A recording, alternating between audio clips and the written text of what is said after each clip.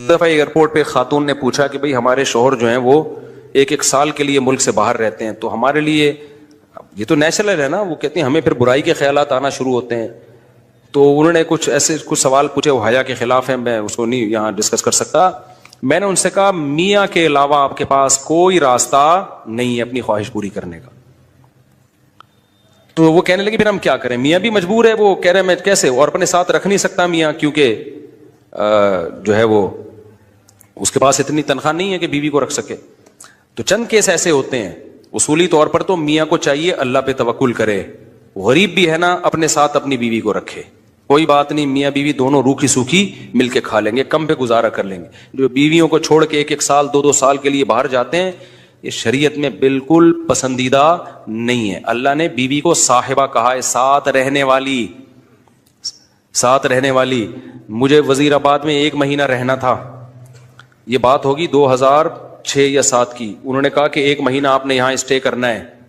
بیانات کے سلسلے میں نا مسجد 1 مہینے کے لیے میرے حوالے کی تھی. تو میں نے کہا بھائی میں تو بیگم کے بغیر 1 مہینہ نہیں رہ سکتا، بچے بھی تھے میرے. تو میں نے کہا 1 مہینہ میں نہیں رہ سکتا، مجھے بیگم بچے چاہیے، ان کا بھی ٹکٹ دو تو میں یہاں رہوں گا ورنہ نہیں رہوں گا. تو انہوں نے پھر بیگم بچوں کا بھی ٹکٹ دیا. وہ گھر والوں کے ساتھ رہ لیتے ہیں آدمی تمیز سے، ورنہ بیگم کے بغیر ہمارے لیے تو بڑا مشکل ہے اتنا لمبا عرصہ رہنا. مجبوری میں رہنا پڑتا ہے تو ایک الگ بات ہے، لیکن ہے مشکل کام. چاہے کتنے بھی آدمی کے میاں بیوی میں جھگڑے ہو نا، نہیں رہ سکتا بھائی. تو 1 سال کے لیے پتہ نہیں کیسے رہ لیتے ہیں لوگ بیگم کے بغیر. ٹھیک ہے ان کی مجبوری ہوتی ہے، میں مانتا ہوں، لیکن اس میں کوشش کرو اللہ پہ توکل کرو. بیگم روکھی سوکھی کھا لیں گے، لیکن اللہ میاں نے بیگم کو صاحبہ کہا ہے قرآن میں. صاحبہ کا مطلب ساتھ رہنے والی. صاحبہ کا کیا مطلب ہے؟ ساتھ رہنے والی. تو اس کا مطلب جب شادی ہو گئی تو وہ پھول ترو کی طرح تمہارے ساتھ چپک گئی ہے. پھول ترو کی طرح اس لیے کہہ رہا ہوں کہ لوگ پسند نہیں کرتے، لیکن اللہ نے اس کو آپ کے ساتھ کیا کر دیا ہے، چپکا. اب جہاں جاؤ گے بیگم صاحبہ ساتھ ہوں گی. آپ شارٹ ٹائم کے لیے جانے ایک الگ بات ہے، لانگ ٹائم کے لیے جانا ہے تو بیگم آپ کے ساتھ اللہ نے بولو چپکا دیے. وہ خود بھی گناہ سے بچے گی، تم بھی گناہ سے بچو گے. تو اس لیے یہ طریقہ ٹھیک نہیں ہے سال کے لیے میاں بیوی کا دور رہنا. اور پھر خواتین بھی پریشان ہوتی ہیں.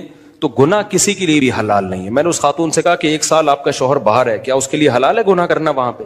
اس کے لیے حلال نہیں ہے تو آپ کے لیے بھی حلال نہیں. تو اللہ میاں نے صرف یہی رکھا ہے کہ ایک دوسرے کی خواہش پوری کر سکتے ہیں میاں بیوی، اس کے علاوہ ان کے پاس کوئی آپشن نہیں ہے.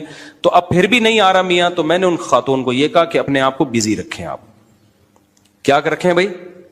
کوئی پازیٹیو ایکٹیویٹیز میں اپنے آپ کو کھپا دیں. ایسی موویز تو ویسے بھی ٹھیک نہیں ہے دیکھنا، خاص طور پہ فحش موویز دیکھنا اور ٹک ٹاک پہ صبح و شام بے حیائی.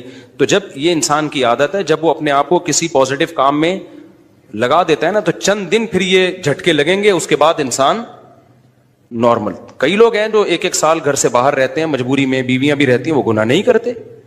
وجہ کیا ہے کہ وہ سوچتے ہی نہیں نا اس بارے میں، وہ اپنے آپ کو بزی رکھتے ہیں، مصروف رکھتے ہیں. تبلیغی جماعت میں سال کے لیے لوگ جاتے ہیں. میں تو اس کو صحیح نہیں سمجھتا، بیگم کو، جوان بیوی کو چھوڑ کر جاؤ آپ. لیکن بہرحال جو جاتے ہیں تو وہ گناہ تھوڑی کرتے ہیں، بچے رہتے ہیں، کیونکہ وہ ایک خاص ترتیب میں اپنے آپ کو جوڑ چکے ہوتے ہیں. بہرحال یہ نہیں ہے اس کو.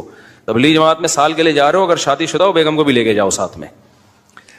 ہم تو یہی کہتے ہیں تبلیغ والوں سے بھی، بھائی اگر سال کے لیے جا رہے ہو نا، تو یہ زمانہ بہت خطرناک زمانہ ہے. حضرت عمر نے جہاد میں نہیں چھوڑا تھا، تو یا اس کے لیے جو ہے وہ ایجڈ ہو گئی ہے، بوڑھی ہو گئی ہے، ایک الگ بات ہے. لیکن آج کل بہت مسائل کھڑے ہونے کا خطرہ ہوتا ہے. لوگ کہتے ہیں نہیں فلاں سال کے لیے گیا، کوئی مسئلہ نہیں ہوا.